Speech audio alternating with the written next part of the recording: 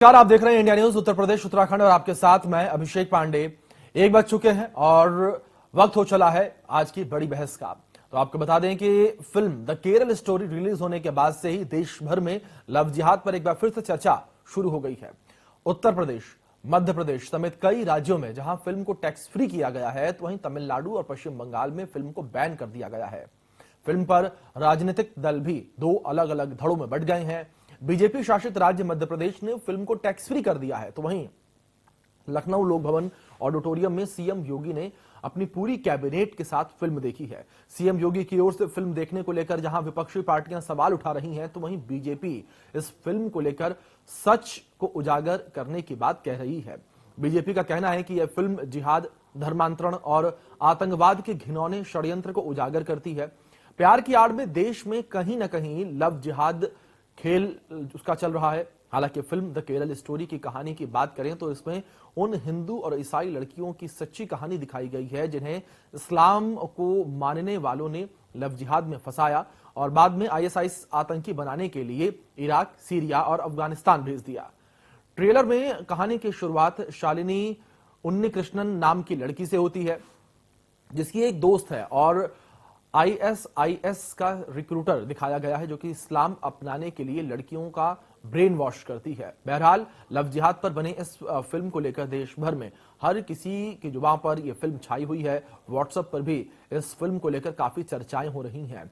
अब तक जिसने भी फिल्म देखी है उसके जहन में चंद सवाल उठे हैं कि क्या केरल में वाकई हिंदू और ईसाई लड़कियों, महिलाओं को चारा बनाया गया? क्या 32,000 हिंदू और ईसाई लड़कियों को आईएसआईएस में भर्ती करने की बात हकीकत है? क्या अल्लाह का नाम लेकर हकीकत में लोगों को डराया गया? क्या वाकई लव जिहाद के बहाने मासूम लड़कियों को बेरहम कातिल बनाने के लिए मजबूर किया गया? सवाल यह भी है कि क्या सच्ची है द केरल स्टोरी की कहानी? इसी विषय पर आज हम चर्चा करेंगे। हमारे साथ कुछ खास मेहमान जो है जुड़ेंगे।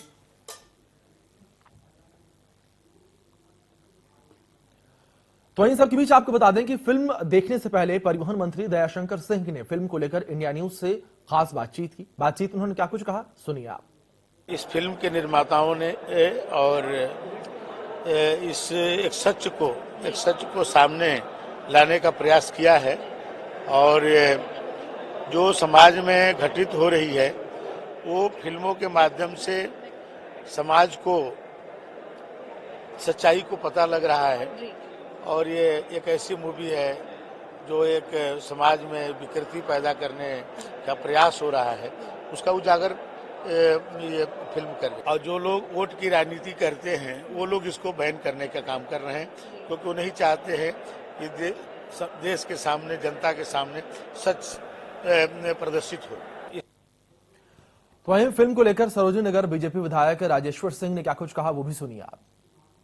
चूंकि बेटियों को ल्योर करके ये आईएसआईएस ऐसे ऑर्गेनाइजेशंस उनको मिसयूज कर रहे हैं, इसलिए उनको अवेयर करना बहुत जरूरी है। बहुत ही महत्वपूर्ण ये मूवी है और बहुत ही महत्वपूर्ण विषय पे है, सच्चाई को दिखा रही है, इसलिए सबको इसकी जानकारी होनी चाहिए। 2020 की यूएस की काउंटर टेररिज्म की रिपोर्ट कहती है, एनआईए की रिपोर्ट्स कहती हैं कि हमारे यहाँ की बेटियों को ल्योर करके आईएसआईएस ज्वाइन कराया गया है। बहुत ही गंभीर विषय है, तो इसलिए सबको जागृत। चलिए इन सब के बीच आपको सुनवाते हैं कि सपा के प्रवक्ता फखरुल हसन चांद ने इस फिल्म में लव जिहाद के एंगल को लेकर क्या कुछ कहा है, सुनिए आप।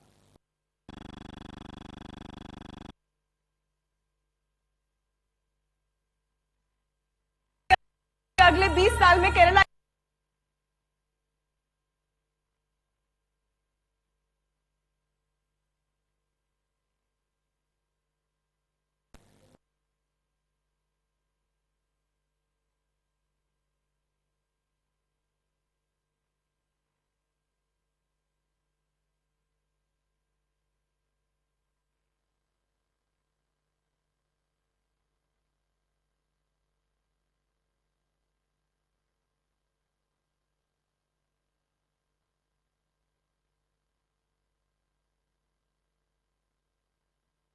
जश्न मना रहा है टैक्स फ्री करके पिक्चर को। ये भाजपा सरकार में ही संभव है। यदि पिक्चर देखनी थी मुख्यमंत्री जी, तो आप देखते युवा किस तरीके से रोज सड़कों पर नौकरियों के लिए संघर्ष कर रहे हैं। रोज किसान डीएपी की लाइन में लगा हुआ है, संघर्ष कर रहा है। जनता महंगाई से पीड़ित है, उन पिक्चरों को भी देख लेते।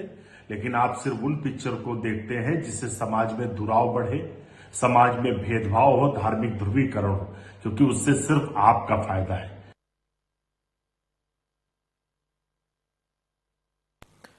तो यहां पर लगातार फिल्म को लेकर विवाद जो है देखने को मिल रहा है। पूरे प्रदेश के साथ साथ पूरे देश में भी फिल्म द केरला स्टोरी को लेकर विवाद देखने को मिल रहा है। बंगाल में फिल्म को बैन कर दिया गया है और ममता बनर्जी ने भी फिल्म को लेकर कड़ा विरोध जो है दर्ज कराया है। तो दूसरी ओर अगर बंगाल को लेकर बात करें तो बंगाल में भी एक धड़ा ऐसा है जो फिल्म का समर्थन कर रहा है। महिलाएं तक सड़कों पर उतरी, उन्होंने इस बात का जिक्र किया कि फिल्म जो है वो दिखाई जानी चाहिए, फिल्म समाज के लिए एक आईना है। वहीं दूसरी ओर आज उत्तर प्रदेश में मुख्यमंत्री योगी आदित्यनाथ अपनी पूरी कैबिनेट के साथ जो है वो फिल्म द केरला स्टोरी देख रहे हैं। और आपको बता दें कि जिस तरीके से फिल्म को उत्तर प्रदेश में टैक्स फ्री कर दिया गया है उसको लेकर भी लगातार कहीं ना कहीं आरोप प्रत्यारोप का दौर जो है वो जारी है। विपक्षी नेता जो है लगातार भारतीय जनता पार्टी पर इस वक्त हमलावर हैं।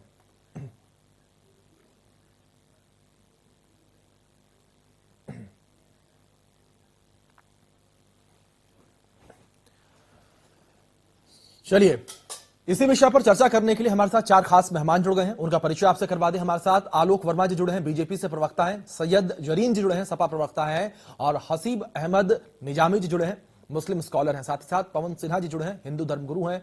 आप सभी मेहमानों का स्वागत है चर्चा में। चर्चा की शुरुआत में आलोक जी से करना चाहूंगा। सत्ता पक्ष के प्रवक्ता हैं आप आलोक जी, और जिस तरीके से इस वक्त फिल्म को लेकर विवाद देखने को मिल रहा है, पहला रिएक्शन आलोक जी आपका क्या रहेगा? क्योंकि लगातार एक धड़ा ऐसा है जो फिल्म का विरोध कर रहा है और ये कहा जा रहा है कि आप लोगों की ओर से, यानी कि भारतीय जनता पार्टी की ओर से फंडेड ये फिल्म बनी है और इस फिल्म को प्रमोट कर रहे हैं आप लोग।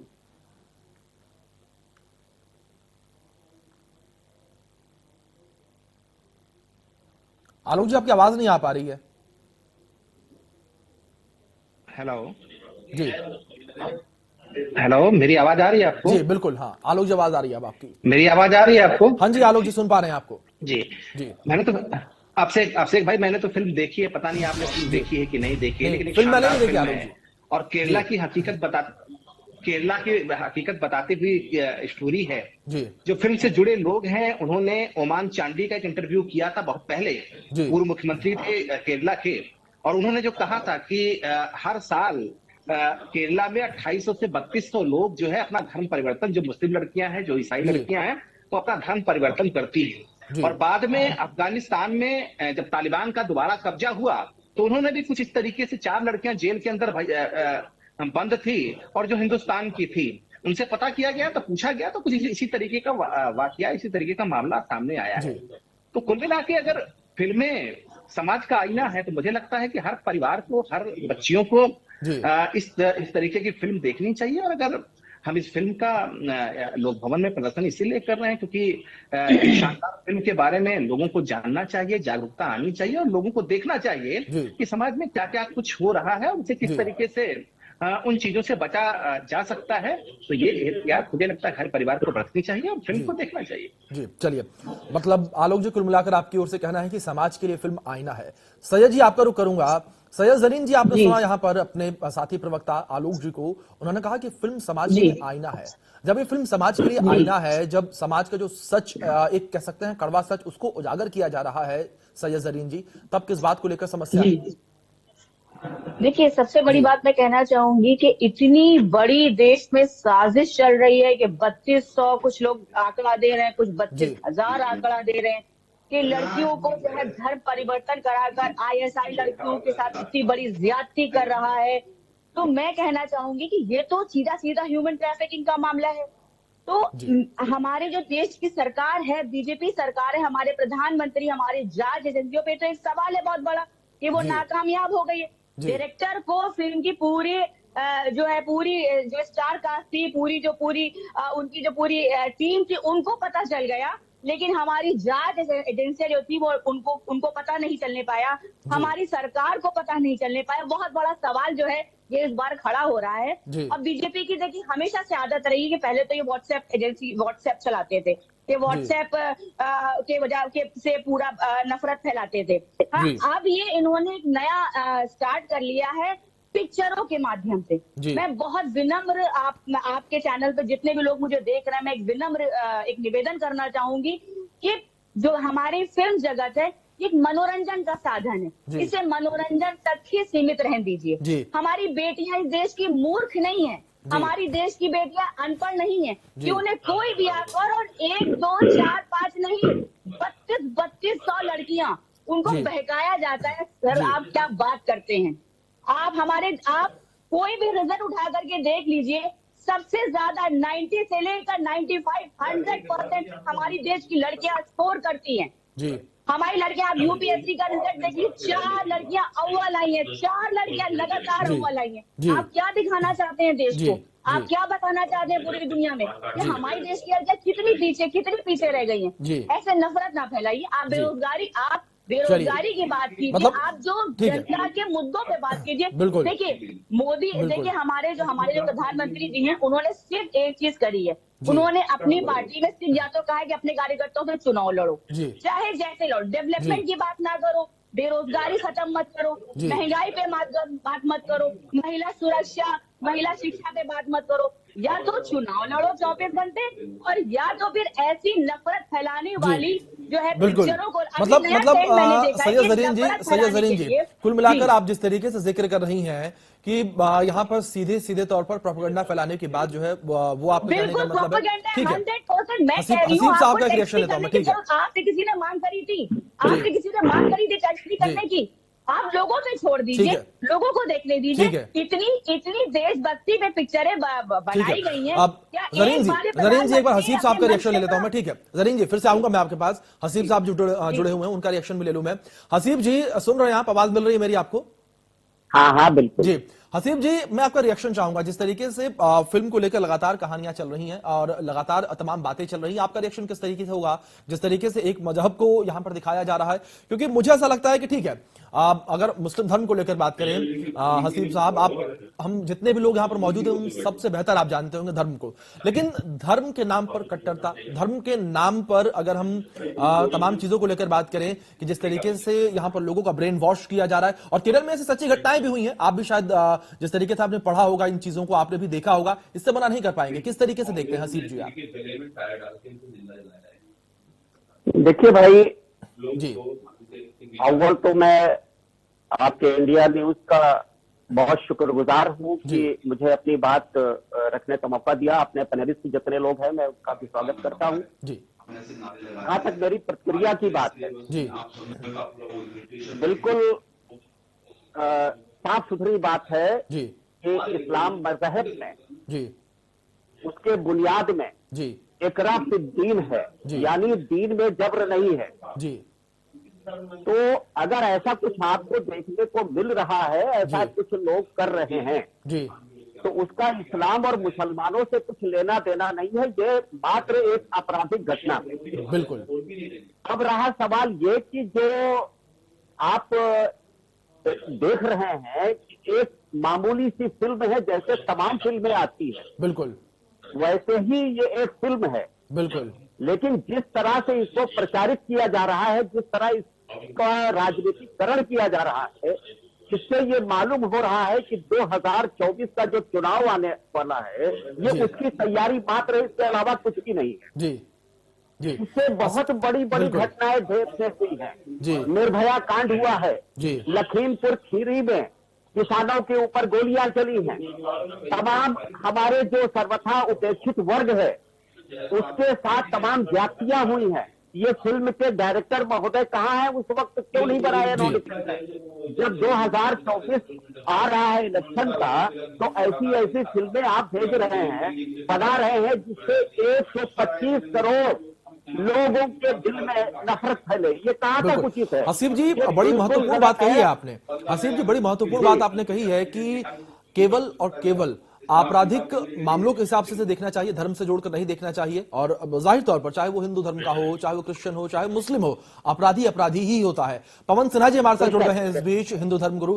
पवन जी, सबसे पहले बहुत स्वागत है आपका। और पवन जी, अगर आपने जो पैनलिस्ट है उन्हें सुना नहीं तो मैं वही मोटी मोटा बता दूं, जिस तरीके से फिल्म को लेकर विरोध चल रहा है, जाहिर तौर पर आप भी इस बात से अवगत होंगे, चर्चा में शामिल भी हुए हैं, और हसीब साहब को भी आपने सुना पवन जी। लेकिन जिस तरीके से इस फिल्म को लेकर विरोध जो है किया जा रहा है पवन जी, और धर्म से जोड़कर सीधे तौर पर देखा जा रहा है, आप किस तरीके से देख रहे हैं, क्या रिएक्शन आपका पहला?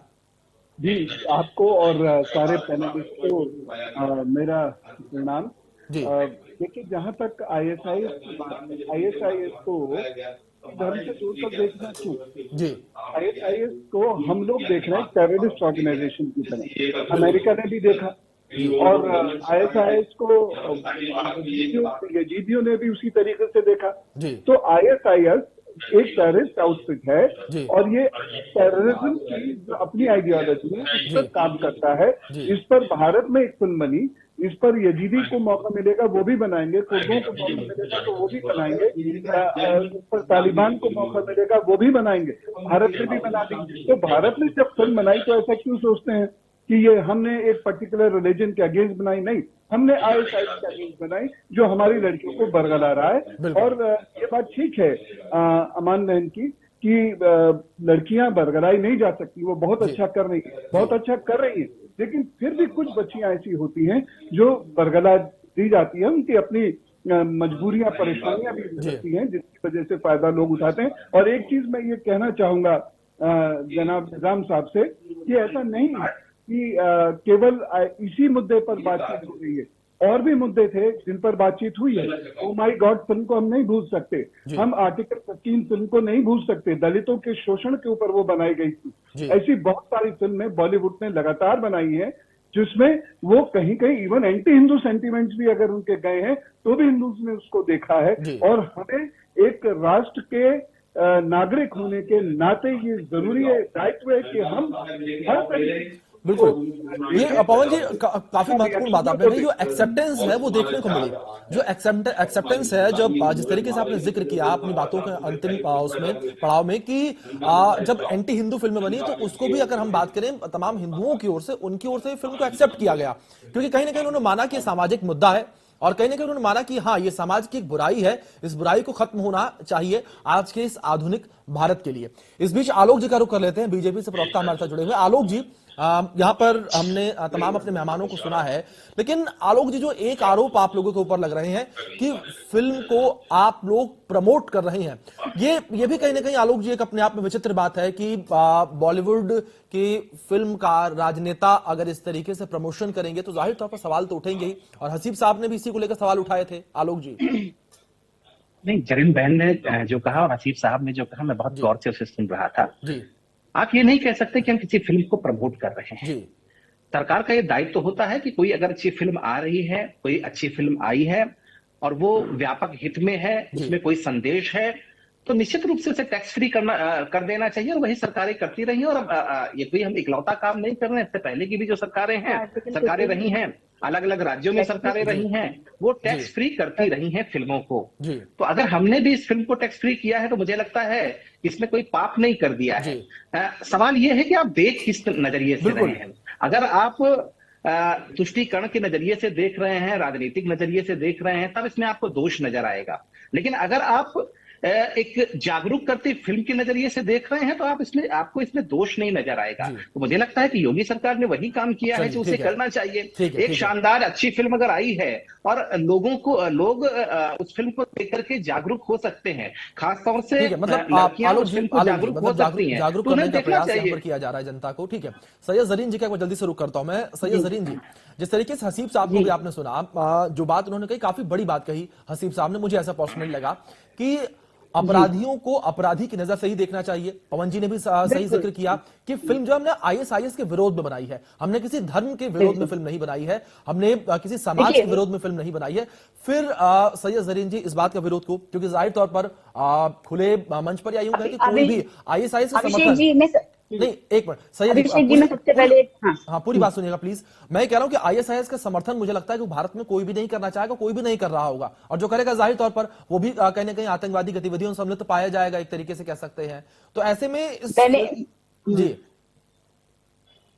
सबसे पहले जब मैंने स्टार्ट करा था तो मैंने यही कहा था कि अगर इस तरीके की गतिविधियां हमारे देश में हो रही हैं महिलाओं के साथ, बच्चियों के साथ, तो ये तो एक ISI जो एक तो बहुत बड़ी एक गतिविधि है, हमारे तो ह्यूमन ट्रैफिकिंग का मामला है। मैं तो कहीं सपोर्ट नहीं कर रही, मैंने तो कहा बिल्कुल। और दूसरी चीज मैं कहना चाहूंगी कि मैं इसे किसी धर्म से नहीं जोड़ती हूँ, मैं इसे जोड़ती हूँ हमारी आधी आबादी, हमारी बहनों को। इसमें टारगेट करा गया हमारी बहनों को। मैं बिल्कुल इसे हिंदू मुसलमान और भारत पाकिस्तान से नहीं जोड़ती, मैं किसी उससे नहीं जोड़ती। मैं इसमें कहती हूँ इसमें जो सबसे संवेदनशील किसी भी परिवार का, किसी भी देश का, किसी भी क्षेत्र का जो सबसे संवेदनशील जो मुद्दा होता है वो महिला होती है, महिला की इज्जत होती है, महिला की सुरक्षा होती है। मैं उस पर बात करना चाहती हूँ। मैं मुसलमान, मैं ये नहीं कहूंगी कि मुसलमानों का धर्म परिवर्तन कराया जा रहा है, क्रिश्चियंस करा रहे हैं, कोई और करा रहे हैं, मैं उस पर बिल्कुल नहीं जाऊंगी। मैं बात करने यहाँ बैठी हूँ अपनी महिलाओं को लेकर। हमारी महिलाएं बिल्कुल बेवकूफ नहीं है, बिल्कुल मूर्ख नहीं है, बहुत समझदार है। महिलाओं को टारगेट करके नफरत फैलाना बंद कर दीजिए। मेरी ये हाथ जोड़कर विनती है। पहले आप व्हाट्सएप यूनिवर्सिटी फैलाते थे, अब आप लोगों ने एक नया चीज जो स्टार्ट कर ली है बीजेपी ने, अब वो पिक्चरों के माध्यम से मनोरंजन, जो बाहरी एक तरीका था, लोग स्ट्रेस में होते थे, लोग परेशान होते थे, वो जाते थे अच्छी सी मूवी देखते थे। क्या कॉन्सेप्ट है मूवी का, पहले आप समझिए इस चीज को। लेकिन अब लोगों ने इसको व्यापार बना लिया, नफरत फैलाने के लिए, दंगे कराने के लिए, महिलाओं की छवि को खराब करने के लिए। कोई बच्ची, मैं ये मानती हूँ कि कुछ ऐसा होता है, मैं इससे बिल्कुल नहीं मैं वो करती हूँ कि नहीं, कुछ लोग बहकाते हैं और बच्चों को गलत तरफ बरगला कर ले जाते हैं, मैं बिल्कुल मानती हूँ। लेकिन जब प्रधानमंत्री अपने मन से कहेंगे और हमारे मुख्यमंत्री स्क्रीनिंग करेंगे, एक मूवी आई थी आर्टिकल 15, क्या उसकी स्क्रीनिंग हुई थी? प्रधानमंत्री ने देखी थी? कितनी देशभक्ति पे मूवियां आई है, कितनी महिला सशक्तिकरण पे मूवी आई, उसके लिए क्या हमारे थोड़ा समय कम है, प्लीज, समय इजाजत इतना नहीं दे रहा, कम शब्दों में अपनी बातों को रखेंगे। जल्दी से हसीब जी का रुख करता हूं मैं। हसीब जी, छोटा सा सवाल और कम शब्दों में जवाब मैं चाहूंगा आपसे। क्या आपको लगता है कि इस फिल्म के माध्यम से जो इस्लाम है वो कहीं ना कहीं बदनाम हो रहा है? नहीं, ऐसी कोई बात नहीं है, ये हमेशा से होता रहा है। लोग एक दूसरे को बदनाम करते रहते हैं, इससे पूरा इस्लाम या पूरा मुसलमान नहीं बदनाम हो रहा है। बस क्योंकि ये अभी तक मीडिया का सहारा लेते थे, अब इन्होंने फिल्मों का भी जरिया ले लिया है, सहारा ले लिया है। तो मेरी हसीब जी, मीडिया का सहारा तो हर कोई लेता है। हसीब जी, मीडिया का सहारा तो हर कोई लेता है, हर कोई अपनी बात रखने के लिए जिस तरीके से मंच सजा है, जिस तरह मीडिया पे सवाल उठाना ठीक नहीं है हसीब जी। ये मंच इसीलिए सजा है, ये मंच इसीलिए सजा है सब लोग अपनी बात रख सके। ठीक है, हाँ ठीक है। पहले वो अपनी बात मीडिया से कहते थे, अब फिल्मों के माध्यम से कह रहे हैं। ठीक है, चलिए, जो गलत है। ठीक है, फिल्म जो है मनोरंजन के लिए है और इसको मनोरंजन तक सीमित रखना चाहिए। बिल्कुल ठीक है। हाँ, अगर कश्मीर फाइल को लेकर बात करें तो इसको भी हाँ कहीं ना कहीं सच जानने के लिए और मनोरंजन के माध्यम से इसको देखना चाहिए। चलिए ठीक है, पवन जी जल्दी से आपका रुख करूंगा, आप भी कुछ कहने का प्रयास कर रहे थे। जी, मैं देखिए एक चीज कह रहा हूं जो अमन बहन ने कहा कि कोई भी युद्ध हो, किसी के लिए भी लड़ा जाए, किसी के भी द्वारा लड़ा जाए, स्त्रियां उसका शिकार बनती ही बनती हैं। ये बात समाज की बहुत खराब है और मैं इसकी भर्त्सना भी करता हूं। लेकिन फिल्म केवल मनोरंजन हो ऐसा नहीं हो सकता, फिल्म बहुत बड़ी शिक्षा है।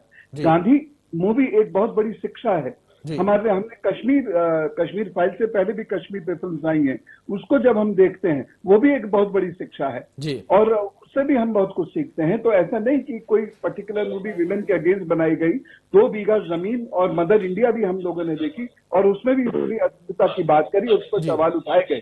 तो ऐसा नहीं है ये केवल आज ही हो रहा है और इसको बीजेपी ही कर रही है, ये हमेशा से ऐसा होता है। और उस वक्त तो जो मीडिया इंडस्ट्री है, ये फिल्म इंडस्ट्री है, वो लेफ्ट आइडियोलॉजी से डोमिनेटेड थी। सब लोग जानते हैं, बरदार साहनी जी, कैफ साहब और बाकी बहुत सारे लोग। तो हमने हमेशा फिल्मों को देखा और फिल्मों को हमें कला की हैसियत से, एक कलाकार को उसकी हैसियत से ही देखना चाहिए। वो हमें ज्ञान भी देता है, वो हमें हंसी मनोरंजन भी देता है।